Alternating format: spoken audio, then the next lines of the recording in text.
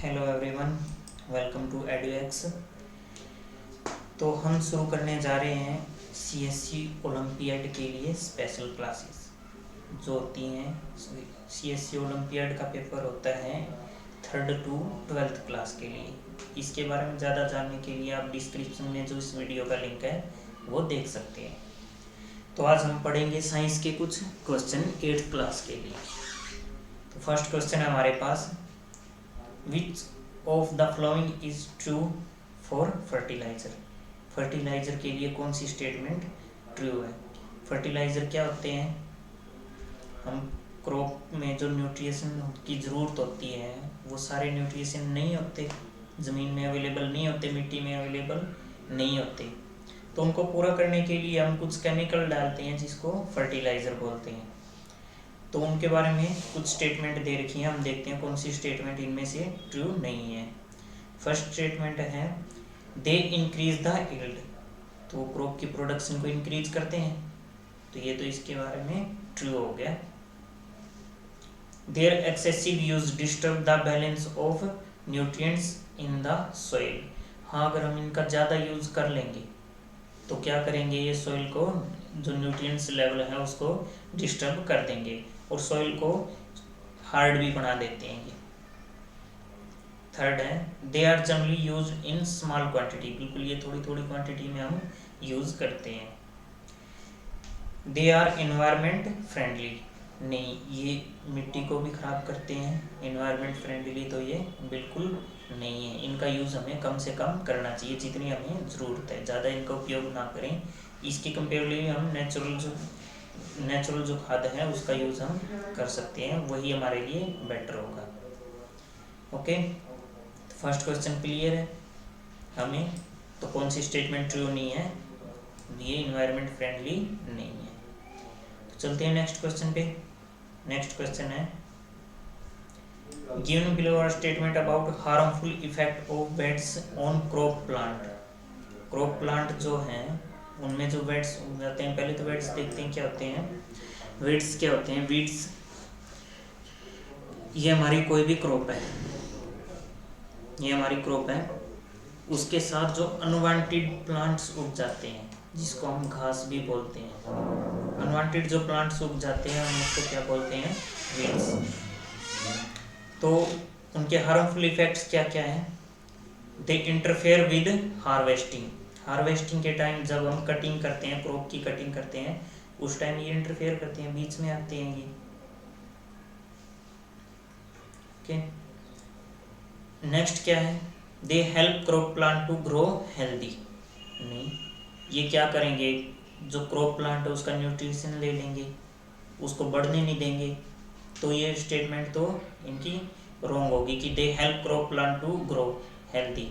तो ये crop plant को हेल्दी ग्रो होने से रोकते हैं, ना कि ये ग्रो करते हैं। तो सेकंड वाली जो स्टेटमेंट है ये रॉन्ग हो गई। चलो बाकी स्टेटमेंट भी पढ़ लेते हैं। They complete with crop plant and plant for water nutrient space and light. जो हम क्रॉप प्लांट के लिए जब हम वाटर प्रोवाइड करते हैं, न्यूट्रिशन प्रोवाइड करते हैं, उनको यूज करते हैं। और जो स्पेस, खाली स्पेस होता है, जो प्लांट्स के बीच में स्पेस होता है, उनके बीच में ये वीड्स उग जाते हैं, तो वो खाली स्पेस को भी कवर कर लेते हैं। और जो सनलाइट डायरेक्ट क्रॉप के ऊपर आनी चाहिए थी वो भी ये रोक रहे हैं। तो ये स्टेटमेंट भी ट्रू हो गई। दे इफेक्ट प्लांट ग्रोथ, बिल्कुल ये प्लांट का जब न्यूट्रिशन ले लिया इन्होंने, सब कुछ ले लिया, वाटर भी ले लिया, न्यूट्रिशन भी ले लिया और सनलाइट जो आ रही थी वो भी ले ली, तो उनको ग्रोथ होने में इफेक्ट करेंगे। तो ये भी स्टेटमेंट ट्रू हो गई। तो हमारी जो सेकंड वाली स्टेटमेंट है वो ट्रू नहीं है, तो हमारा ऑप्शन 2 करेक्ट हो गया। ऑप्शन 2 सॉरी, इसमें ये वाली स्टेटमेंट ट्रू नहीं है। तो हमें क्या बताना है कि हार्मफुल इफेक्ट कौन से हैं। तो फर्स्ट, सेकंड नहीं है, थर्ड और फोर्थ, ये वीड्स का हार्मफुल इफेक्ट है। तो हम ऑप्शन चेक करते हैं, फर्स्ट, थर्ड और फोर्थ किस में है। तो ए ऑप्शन में ये फर्स्ट, थर्ड और फोर्थ है। ओके, आगे क्वेश्चन समझ में। ओके, तो नेक्स्ट क्वेश्चन पे चलते हैं।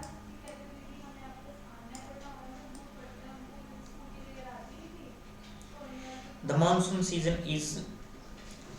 Season in our country is during the month. Monsoon season कब आता है हमारी कंट्री में? हमें पता है मानसून सीजन कब आता है। बहुत ज़्यादा गर्मी होती है, गर्मियों के बाद मानसून शुरू होती है, जब थोड़ी थोड़ी क्या होती है, बारिश होना शुरू हो जाती है, और मानसून सीजन में खूब बारिश चलती है। तो अप्रैल टू दिसंबर नहीं, April to December monsoon season नहीं चलता।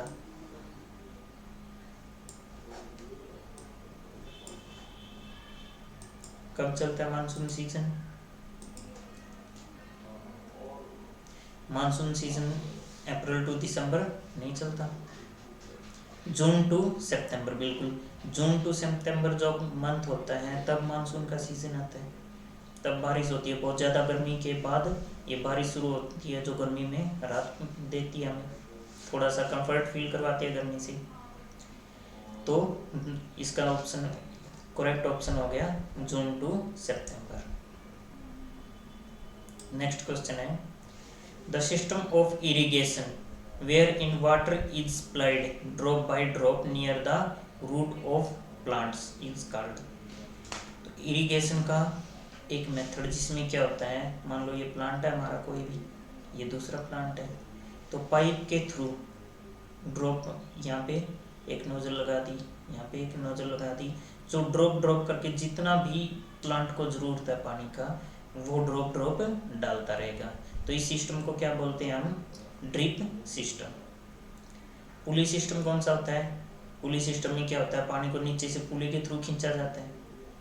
और स्प्रिंकल में क्या होता है? स्प्रिंकल में ये ड्रिप की जगह क्या लगा देंगे, जैसे ये दो पौधे हैं, यहाँ पे एक स्प्रिंकल नोजल लगा दी जो पानी को छिड़काव करता रहेगा, जो पानी को स्प्रिंकल करता रहेगा पौधों के ऊपर। उसके बाद लीवर सिस्टम। लीवर सिस्टम में क्या होता है, एक लीवर होता है, उसके आगे बकेट होती है और यहाँ से टाई होती है। अब क्या होगा, पानी को नीचे से, यहाँ से मान लो पानी भर दिया, लीवर को नीचे पुल करके पानी को ऊपर उठा के हम जहाँ पे भी पानी डालना होता है वहाँ पानी डालते रहेंगे।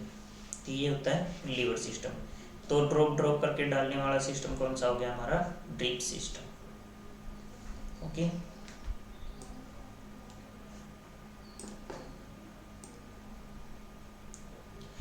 Which of the following tool would a farmer use to remove weeds from the field? तो फील्ड से वीड्स रिमूव करने के लिए हमें इनमें से कौन से टूल की ज़रूरत होती है? मैंने इसकी इमेज भी लगाई है, तो कोशिश करो एक बार खुद आंसर देने की। क्या आंसर हो सकता है इसका? तो इसका करेक्ट आंसर है होई। होई इसका करेक्ट आंसर है। एक्स क्या होता है? कुल्हाड़ी होती है। कैसी होती है? इस टाइप की होती है, जो वुड कटिंग में काम आती है। और प्लो क्या होता है? प्लो प्लोइंग के लिए, मिट्टी को पुल करने के लिए, डिगिंग के लिए, मिट्टी की डिगिंग के लिए यूज़ करते हैं प्लो। और कल्टीवेटर भी मिट्टी की डिगिंग के लिए, जो हार्ड मिट्टी है उसकी डिगिंग के लिए यूज़ होता है। तो हमारा करेक्ट आंसर हो गया होई। नेक्स्ट क्वेश्चन है, वीड्स आर द, वीड्स क्या है? A main crop plant, insect and pests, unwanted plant growing along the crop, chemical substance. तो हमने वीड्स पढ़ा था अभी कि जो हमारी क्रॉप है उसके साथ जो अनवांटेड प्लांट उग जाते हैं हम उसको क्या बोलते हैं? वीड्स। ओके, नेक्स्ट क्वेश्चन पे चलते हैं। Combine are used for. Combine, combine word से ही समझ में आ रहा है कंबाइन क्या होता है? जोड़ा, जिसमें कुछ चीज जुड़ी हुई है। तो हम देखते हैं, फर्स्ट ऑप्शन हमारे पास है सोइंग ऑफ सीड, बीज उगाने के लिए नहीं, बीज बोने के लिए हमारे कंबाइन यूज नहीं होती। Harvesting of, harvesting the crop, harvesting के लिए बिल्कुल कंबाइन यूज होती है। थ्रेसिंग द क्रॉप, थ्रेसिंग के लिए भी यूज होती है। तो हमारे पास डी ऑप्शन है हार्वेस्टिंग एंड थ्रेसिंग, जिसमें जिस मशीन में दोनों काम होते हैं, हार्वेस्टिंग भी होता है और थ्रेसिंग भी होता है, उसको हम क्या बोलेंगे? कंबाइन। कंबाइन एक कॉम्बिनेशन है हार्वेस्टिंग एंड थ्रेसिंग का। हार्वेस्टिंग वैसे क्या होता है? ये हमारी क्रॉप खड़ी है, ये हमारी फसल खड़ी है खेत में। तो हम जब इस पौधे को काटते हैं तो उसको क्या बोलेंगे हम? हार्वेस्टिंग। इन पौधे की कटिंग करना होता है हार्वेस्टिंग। अब काटने के बाद हमारे पास क्या बच गया? ग्रेन और कफ बच गया। उसको अलग करेंगे, ग्रेन को अलग करेंगे हम, उसके बाद भूसे को अलग करेंगे। जो वो प्रोसेस होती है उसको क्या बोलते हैं? थ्रेसिंग। तो कंबाइन में क्या आता है? हार्वेस्टिंग एंड थ्रेसिंग दोनों एक साथ होती है। ओके, तो इसका सही ऑप्शन हो गया डी। नेक्स्ट क्वेश्चन पे चलते हैं। Wheat and gram belong to. तो हमारे पास, हमें पता है कि क्रॉप के 2 सीजन होते हैं हमारे पास। इंडिया में कितने सीजन होते हैं? 2 सीजन होते हैं, एक रबी क्रॉप और खरीफ क्रॉप। रबी क्रॉप कब होती है? अब कौन सी क्रॉप चल रही है? जब गेहूं काटते हैं तो गेहूं कौन सी क्रॉप होती है? रबी की क्रॉप होती है। और जब धान उगाते हैं तो वो कौन सी क्रॉप होगी? खरीफ की क्रॉप होगी। तो व्हीट एंड ग्रैम्स, व्हीट गेहूं और चना कौन सी फसल है? तो ये रबी की फसल हो गई। वैसे रबी की फसल कब से कब तक होती है? हम इसको उगाते कब हैं? अक्टूबर एंड नवंबर में हम इसकी सोइंग करते हैं, हम बिजाई करते हैं। उसके बाद कटिंग कब होती है? कटिंग होती है मार्च एंड अप्रैल में। मार्च और अप्रैल में इसकी कटिंग होती है। और खरीफ की फसल कब उगाते हैं? फिर मई और जून से जुलाई, जून से जुलाई में ये हम सोइंग करते हैं, उगाते हैं। और कटिंग कब होती है? फिर कब होती है? सितंबर से अक्टूबर में। सितंबर अक्टूबर में इसकी हार्वेस्टिंग होती है, कटिंग होती है, और जून से जुलाई में इसको उगाया जाता है। Okay, understood? तो आज के लिए इतना ही। Thank you students. ये बहुत ही इजी क्वेश्चन थे, ये इंट्रोडक्शन थी क्लास की। तो ये बहुत ही इजी क्वेश्चन थे, थोड़े अच्छा लेवल के क्वेश्चन आते हैं ओलंपियाड में जो हम शुरू करने वाले हैं। तो बने रहिए चैनल के साथ और चैनल को लाइक एंड सब्सक्राइब करते रहे।